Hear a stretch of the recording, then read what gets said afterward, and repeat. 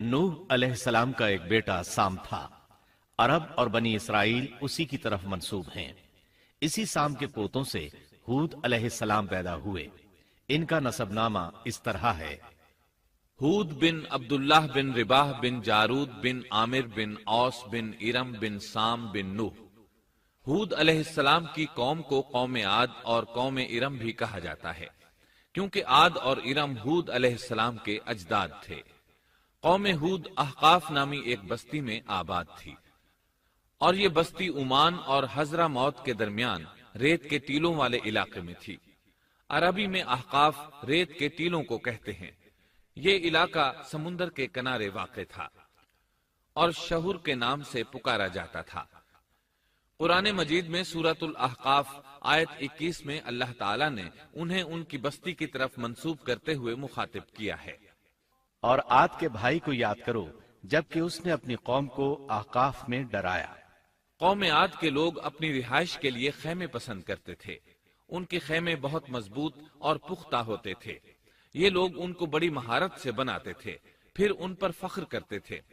अल्लाह ताला सूरतुल फज्र आयत 6 ता 8 में फरमाते हैं, क्या आपने नहीं देखा कि आपके रब ने आद के साथ क्या किया, जो नस्ल इरम से थे, सुतूनों वाले थे, जिनके मानंद कोई कौम दुनिया के मुमालिक में पैदा नहीं की गई।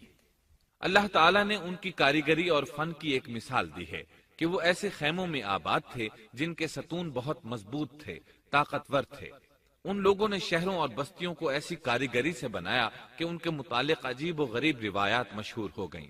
ये नर्म जमीन में खैमे बनाते थे, इसके साथ पहाड़ों में महल भी बनाते थे। हालांकि रिहाइश के लिए जमीन पर खैमे मौजूद थे। गोया बेकार दौलत और वक्त बर्बाद करते, फिर उस पर फख्र करते। शहरों में जो रास्ते और सड़कें थीं वो बहुत चौड़ी थीं। इन जैसे तवील और कवी लोग बाद में पैदा नहीं हुए। कारीगरी और फनकारी में ये लोग इस मकाम तक पहुंचे कि फिर कोई न पहुंच सका। ये लोग अरब थे और अरबी में बातचीत करते थे। हूद अलैहिस्सलाम भी अरबी थे। इस्माईल अलैहिस्सलाम से पहले के अरब बाशिंदे अरब आरिबा कहलाते हैं। इनके मशहूर कबाइल ये हैं: आद, समूद, जुरहुम, अमीम, कहतान और मदियन वगैरह। इब्राहीम अलैहिस्सलाम की औलाद में इस्माईल अलैहिस्सलाम के बाद आने वाले लोग अरब मुस्तारिबा कहलाते हैं। इस्माईल अलैहिस्सलाम अरबी नहीं थे, कनानी थे। जब इब्राहीम अलैहिस्सलाम इस्माईल अलैहिस्सलाम को मक्का मुअज्जमा में छोड़ आए और इस्माईल अलैहिस्सलाम ने अरबों से मेल जोल कायम किया तो उनसे अरबी सीख ली और इसमें बहुत महारत पैदा कर ली, यहां तक कि आपको अरब का फसीह कहा जाने लगा। अहले अरब में फसाहत व बलागत आप ही से आई। रसूलुल्लाह सल्लल्लाहु अलैहि वसल्लम भी इसी अंदाज में फसीह व बलीग अरबी में बात करते थे। तूफान नूह के बाद जब दोबारा लोगों को पैदा किया गया तो वो एक मर्तबा फिर इन बस्तियों में रहने के लिए चले गए जहां नूह अलैहिस्सलाम रहा करते थे। नूह अलैहिस्सलाम शाम के शिमाल और तुर्की के जुनूबी इलाकों में रहा करते थे। लोग यहाँ आबाद हो गए। फिर यहाँ से कुछ लोग फिलिस्तीन और शाम की तरफ हिजरत कर गए और कुछ लोग जजीरे की तरफ हिजरत कर गए और कौम आद जजीरे के जुनूब में आकर आबाद हो गई। उस वक्त तमाम लोग तौहीद पर थे। तूफान के साथ जब जमीन पामाल हो गई तो उस पर सिवाय नूह अलैहिस्सलाम की औलाद के और कोई जिंदा न रहा। ये लोग तौहीद परस्त थे, लेकिन वक्त के साथ साथ कौम आद आबाद हुई और शैतान ने उनके दिलों में वसवसा डाला। इस तरह वो शैतान की इबादत करने लगे। चुनाचे कौम नूह के बाद सबसे पहले जिस कौम ने बुत परस्ती इख्तियार की वो कौम आद थी। इस कौम को अल्लाह ताला ने बहुत डील डॉल दिया था। वो बहुत ताकतवर कौम थी। मुफस्सिरीन बयान करते हैं कि उनके जिस्म बहुत मजबूत और ठोस थे, कद बहुत लंबे थे। आदम अलैहिस्सलाम का कद 60 हाथ था। इस कौम का कद भी करीबन इतना ही था। इस तरफ सूरतुल आराफ आयत 69 में इशारा मौजूद है। अल्लाह ताला फरमाते हैं, और तुम वो हालत याद करो जब अल्लाह ने तुम्हें कौम नूह के बाद जानशीं बनाया और डील डॉल में तुम्हें ज्यादा फैलाव दिया, सो तुम अल्लाह की नेमतों को ज्यादा याद करो ताकि तुम फलाह पा जाओ। हूद अलैहिस्सलाम की जुबानी अल्लाह ताला उनकी फनकारी को बयान करते हुए फरमाते हैं कि हूद अलैहिस्सलाम ने उनसे कहा, क्या तुम एक एक टीले पर बतौर खेल निशान लगा रहे हो? مطلب یہ کہ یہ لوگ پہاڑوں کی چوٹیوں پر محل تعمیر کرتے تھے۔ جب ان سے کہا جاتا کہ تم رہتے تو زمین پر ہو اور گھر پہاڑوں پر بناتے ہو، اس کی کیا وجہ ہے؟ اور تم اتنے مضبوط محل تعمیر کر رہے ہو، گویا ہمیشہ یہیں رہو گے۔ وہ لوگ دراصل ٹیلوں، گھاٹیوں، دروں اور پہاڑوں پر عمارات تعمیر کرتے تھے، اور ان کا مقصد ان میں رہنا نہیں تھا، بلکہ صرف کھیل کود کے لیے ایسا کرتے تھے۔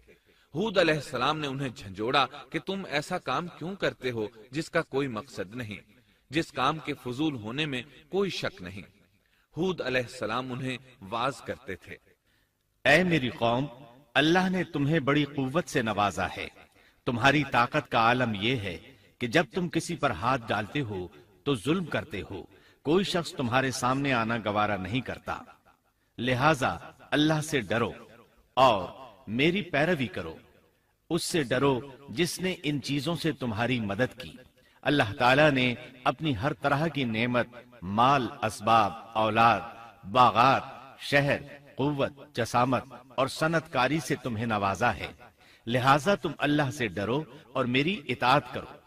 لیکن ان کی قوم نے کوئی اثر نہ لیا، نہ ان پر ایمان لائی، الٹا لگی تکبر کرنے، اللہ کی حمد کی بجائے اس کی ناشکری کرنے لگی۔ اور تکبر کے بارے میں بات یہ ہے کہ جب سے ابلیس نے اس کو اختیار کیا، یہ اس وقت سے آزمائش بن چکا ہے۔ اللہ تعالیٰ سورہ حامیم السجدہ آیت 15 میں فرماتے ہیں، پس قوم عاد نے تو بے وجہ زمین میں سرکشی شروع کر دی اور کہنے لگے کہ ہم سے زوراور کون ہے؟ کیا انہیں یہ نظر نہ آیا کہ جس اللہ نے انہیں پیدا کیا ہے وہ ان سے بہت ہی زیادہ زوراور ہے؟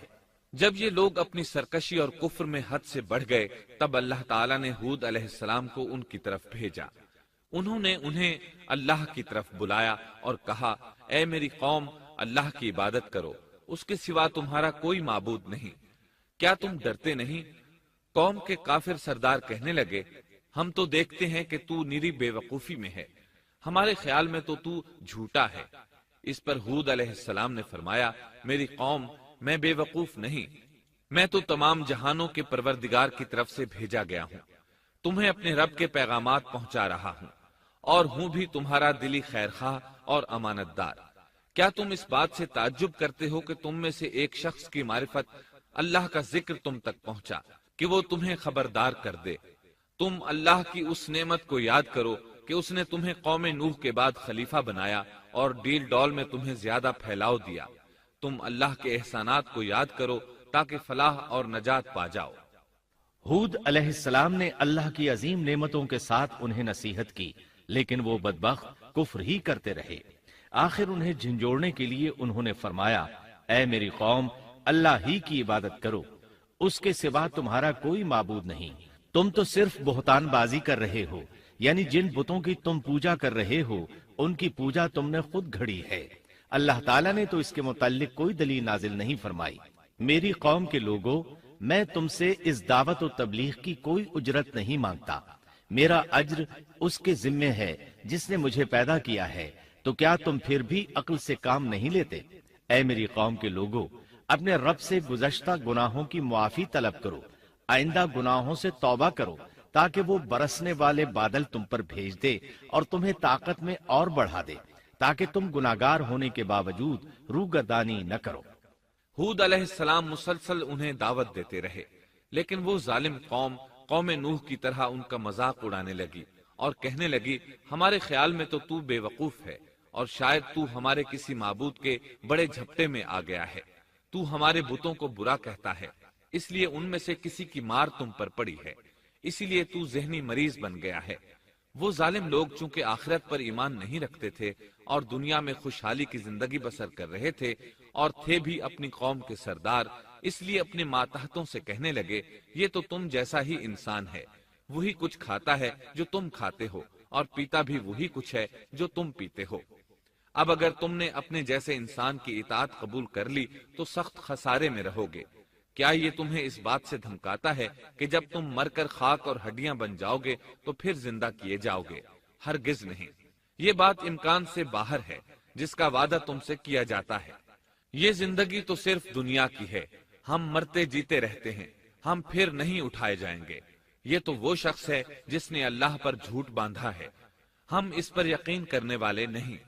ہود علیہ السلام انہیں دعوت دیتے رہے یہاں تک کہ ان کی قوم نے واضح طور پر کہہ دیا کہ آپ ہمیں واز سنائیں یا نہ سنائیں، ہم تو اپنی روش نہیں چھوڑیں گے، یہ تو پرانے لوگوں کا دین ہے۔ اس طرح قوم انہیں مسلسل جھٹلاتی ہی رہی۔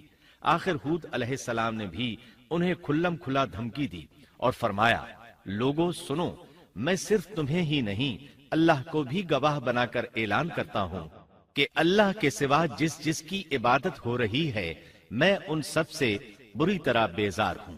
اب تم ہی نہیں اپنے ساتھ اوروں کو بھی بلا لو اور اپنے ان سب جھوٹے معبودوں کو بھی بلا لو، اور تم سے جو ہو سکے مجھے نقصان پہنچا دو، مجھے کوئی مہلت نہ دو، نہ مجھ پر ترس کھاؤ۔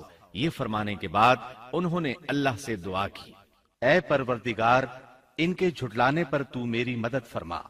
اللہ کی طرف سے آپ کو جواب ملا، یہ تو بہت ہی جلد اپنے کیے پر پچھتانے لگیں گے۔ اللہ کے نبی کا انکار کرنے، اس سے بغض رکھنے اور اس کا مذاق اڑانے والوں کا انجام کیا ہوا؟ اللہ نے انہیں ایسے زناٹے کی آندھی سے تہس نہس کیا کہ جس کی تاریخ میں مثال نہیں ملتی۔ اللہ نے ان سے بارش روک لی، اس سے خشک سالی کی کیفیت پیدا ہو گئی، درخت اور پھل ختم ہو گئے، وہ لوگ بارش کی خواہش کرنے لگے۔ اسی حالت میں ایک دن اللہ نے انہیں عذاب دینے کا ارادہ فرمایا۔ انہوں نے دیکھا ایک سیاہ بادل ان کی طرف بڑھ رہا ہے، خوشی سے اچھلنے لگے، کہنے لگے یہ بادل ہم پر برسنے والا ہے، جبکہ ان کا خیال غلط تھا۔ دراصل ابر کی صورت میں یہ وہ قہر الہی تھا جس کے آنے کی وہ جلدی مچا رہے تھے۔ وہ عذاب ان کی بستیوں کی تمام چیزوں، پھلوں، خیموں، درختوں کو تہس نہس کرتا ہوا آیا۔ اسے اللہ کا یہی حکم تھا۔ آندھی اس قدر زبردست تھی کہ پہاڑوں پر ان کے تعمیر کردہ محلوں تک کو اڑا لے گئی۔ مجرموں کا یہی بدلہ ہے۔ اللہ تعالی سورۃ الزاریات آیت 41 اور 42 میں فرماتے ہیں، اسی طرح عادیوں میں بھی ہماری طرف سے تنبیہ ہے، جبکہ ہم نے ان پر خیر و برکت سے خالی آندھی بھیجی، وہ جس چیز پر گرتی تھی اسے بوسیدہ ہڈی کی طرح چورا چورا کر دیتی تھی۔ اس آندھی نے ہر چیز کو فنا کر کے رکھ دیا۔ اللہ تعالیٰ ان کی تباہی ایک جگہ ان الفاظ میں بیان کرتے ہیں، قوم عاد نے بھی جھٹلایا، پس کیسا ہوا میرا عذاب اور میری ڈرانے والی باتیں۔ ہم نے ان پر تیز و تند مسلسل چلنے والی ہوا ایک لگاتار منحوس دن میں بھیج دی، جو لوگوں کو اٹھا اٹھا کر دے پٹکتی تھی، گویا کہ وہ جڑ سے کٹے ہوئے کھجور کے تنے ہیں۔ پس کیسی رہی میری سزا اور میرا ڈرانا۔ یقیناً ہم نے قرآن کو نصیحت کے لیے آسان کر دیا ہے، پس کیا ہے کوئی نصیحت پکڑنے والا؟ ایک تیسرے مقام پر اللہ نے ان کی ذلت اور رسوائی کا ذکر یوں کیا ہے، قوم عاد بے حد تند اور تیز ہوا سے غارت کر دی گئی۔ وہ ہوا ان پر برابر لگاتار 7 رات اور 8 دن تک اللہ کے حکم سے چلتی رہی۔ آپ وہاں ہوتے تو دیکھتے کہ وہاں لوگ یوں چاروں شانوں چت گرے پڑے ہیں جیسے وہ کھجوروں کے کھوکھلے تنے ہوں۔ کیا ان میں سے کوئی بھی آپ کو باقی نظر آ رہا ہے؟ ہود علیہ السلام کو اللہ تعالیٰ نے اپنی رحمت سے نجات دی۔ باقی تمام جگہوں پر تباہی تھی، لیکن جس جگہ ہود علیہ السلام اور ان کے ساتھی تھے اس طرف یہ ہوا پھٹکی بھی نہیں۔ کہا جاتا ہے کہ ایک باڑ تھی جس میں ہود علیہ السلام، حیوانات، چوپائے اور ان پر ایمان لانے والے تھے، اور آندھی نے ہر چیز کو فنا کر ڈالا۔ اللہ تعالیٰ سورہ آراف آیت 72 میں فرماتے ہیں، غرض ہم نے انہیں اور ان کے ساتھیوں کو اپنی رحمت سے بچا لیا اور ان لوگوں کی جڑ کاٹ دی جنہوں نے ہماری آیتوں کو جھٹلایا تھا اور وہ ایمان لانے والے نہ تھے۔ اسی طرح سورہ ہود میں اللہ فرماتے ہیں، جب ہمارا حکم آ پہنچا تو ہم نے ہود کو اور ان کے ساتھیوں کو اپنی خاص رحمت سے نجات دی۔ ہم نے ان سب کو سخت عذاب سے صاف بچا لیا۔ یہ تھے قوم عاد کے لوگ جنہوں نے اپنے رب کی آیتوں کا انکار کیا اور اس کے رسولوں کی نافرمانی کی، اور ہر ایک سرکش نافرمان کے حکم کو مانا۔ دنیا میں بھی ان پر لعنت لگا دی گئی اور قیامت کے دن بھی۔ دیکھ لو، قوم عاد نے اپنے رب سے کفر کیا، ہود کی قوم عاد پر لعنت ہو۔ اس طرح قوم عاد تباہ ہو گئی۔ ان کے بعد مومنوں نے ان کے باقی بچ جانے والے مکانات پر قبضہ کر لیا اور وہاں رہنے لگے۔ پھر ہود علیہ السلام نے حضرہ موت میں وفات پائی۔